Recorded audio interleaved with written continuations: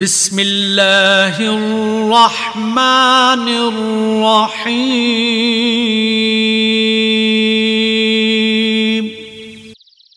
آج کی ویڈیو میں ہم آپ کو حضور پاک کی شریعت کے مطابق بتائیں گے کہ لڑکیوں کی بغیر اجازت شادی کرنا کیسا رہے گا۔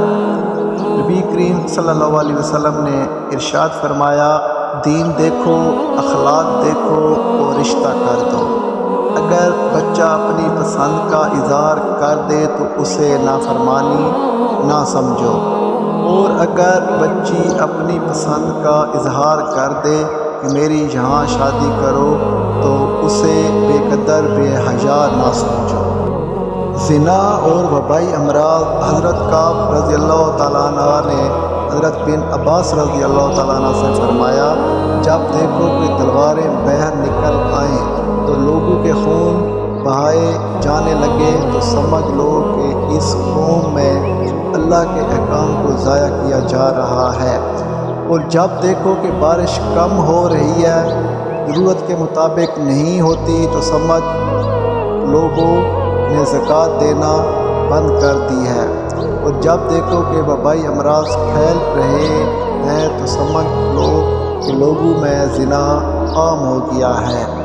عورت اگر بیٹی ہے تو رحمت، اگر بیوی ہے تو شوہر کے نصف ایمان کی وارث، اگر ماں ہے تو اس کے قدموں میں جنت۔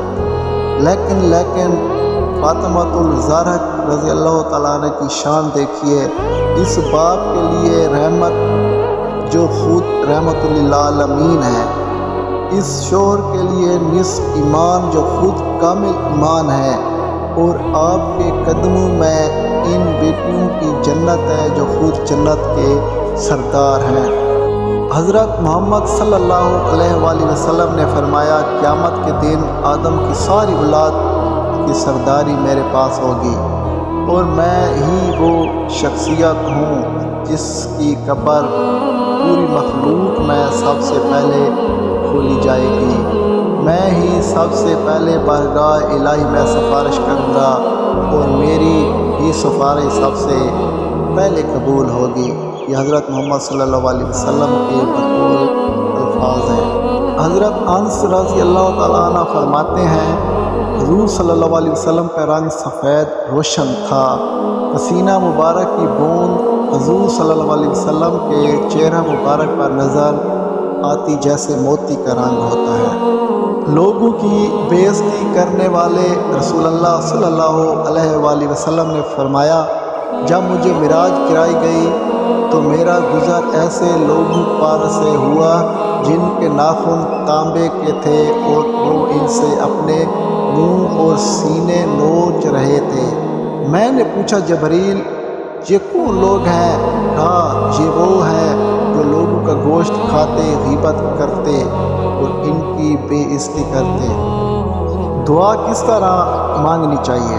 رسول اللہ صلی اللہ علیہ وسلم نے ارشاد فرمایا، جب نماز پڑھ چکو تو اللہ کی اس طرح حمد و ثنا بیان کرو جیسا کہ اس کا حق ہے، پھر مجھ پر درود بھیجو اور پھر اس سے دعا کرو، اے نمازی دعا کرو قبول کی جائے گی، اور ہر نمازی کی اس طرح دعا قبول کی جاتی ہے۔ کہاں ہے زمین کے بادشاہ؟ رسول اللہ صلی اللہ علیہ وسلم نے فرمایا، اللہ تعالیٰ قیامت کے دن زمین کو مٹھی میں لے گا اور آسمان کو اپنے دائیں ہاتھ سے لپیٹ دے گا، پھر فرمائے گا، میں ہوں بادشاہ، کہاں ہے زمین کے بادشاہ؟